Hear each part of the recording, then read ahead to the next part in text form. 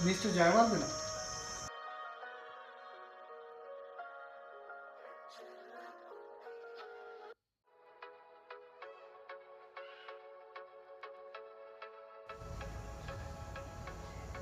Mister Jayawardena ඔව් එන්න වාඩි ඔබතුමා මම කාවින්ද මං හම්බෙන්න ආවේ මට ආරංචි හෙට ගීතාගේ නඩුවට පෙනී හිටින්නේ ඔබතුමාට ගීතා ඔව් මම මේ කියන්න ආවේ ඔබතුමා හෙට පෙනී නොහිටියා නම් තමයි හොඳ හේතුව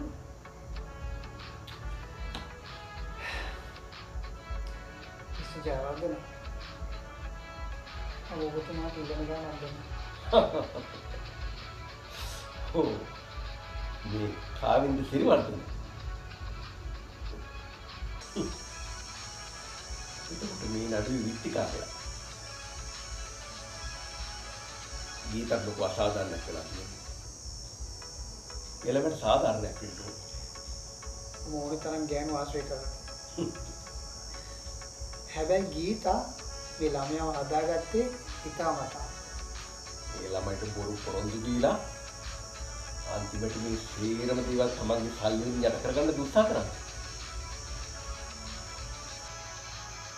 කනගාටුයි. මට ඔබතුමාගේ ඉල්ලීමට කිව්වෙන්න බැහැ.